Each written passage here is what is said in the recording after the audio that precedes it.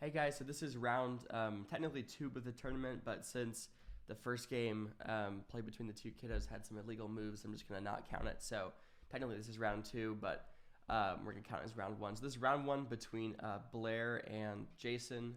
Jason was white and Blair was black, and we'll jump into it. So Jason plays the Polish opening, which is 1b4, not to be confused with 1g4, which is the Grob opening, as many people have called it.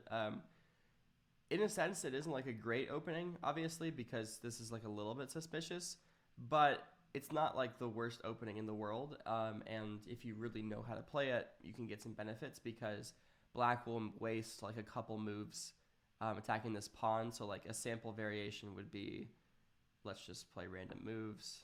You do this, that goes back here, and basically like you've already got your bishop out to a pretty decent square that's not going to be harassed anytime soon.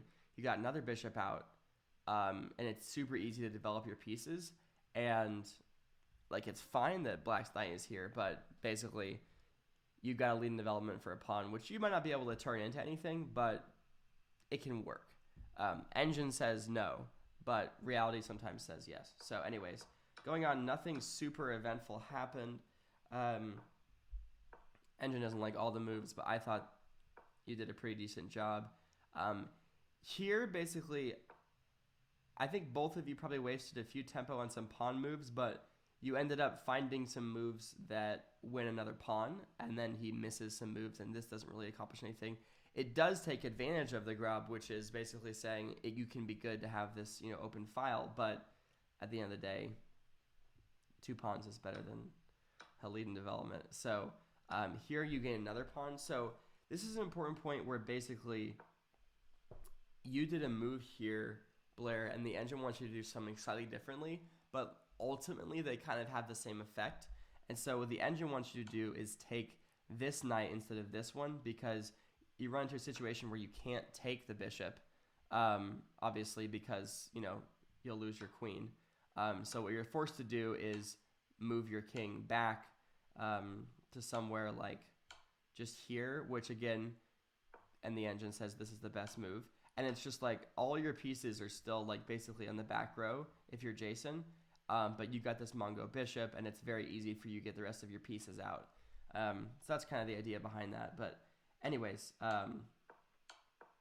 moving on, you took the other knight instead, which is just as good. Here you basically kind of offer a queen trade, and then you're up material here, but it wants you to bring the bishop back to set up basically this attack again, which makes a lot of sense.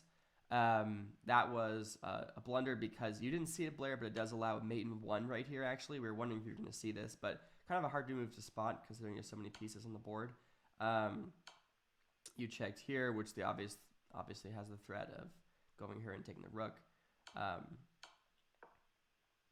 Now, I was surprised you didn't just go for the rook here, and I wasn't actually sure what you were. Maybe you saw some checkmate ideas eventually here that you missed earlier, and so you were just like, take the pawn. Maybe I'll lose a rook, but I'll checkmate you. And this was actually really important that you found the king up, because there's two options here. There's king here, and then there's king here. And actually, this is terrible because it just falls prey to this really long sequence of events, and white actually has like a 7.8 advantage right here. So it was really important that you found this move, because this is a little suspicious, basically. Well, that's not, that particular method isn't suspicious. Technically, the best move is this, but that is suspicious, because then you wind up going back in here, and this is just awful. You can't move here because of the bishop, so really good that you found king e7.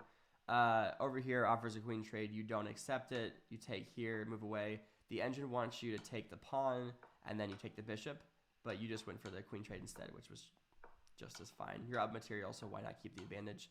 At this point, Jason threw it a few checks, but the game kind of fizzled out, and then right here he resigned. So you got a lead from the start. You got 2 pawns. You increased it to a knight. You were up 5 points, and then the position was overwhelming. There were more tactics, and you won the game. You pretty much were up from first move, and then you just slowly increased the advantage every move. So you did a great job there.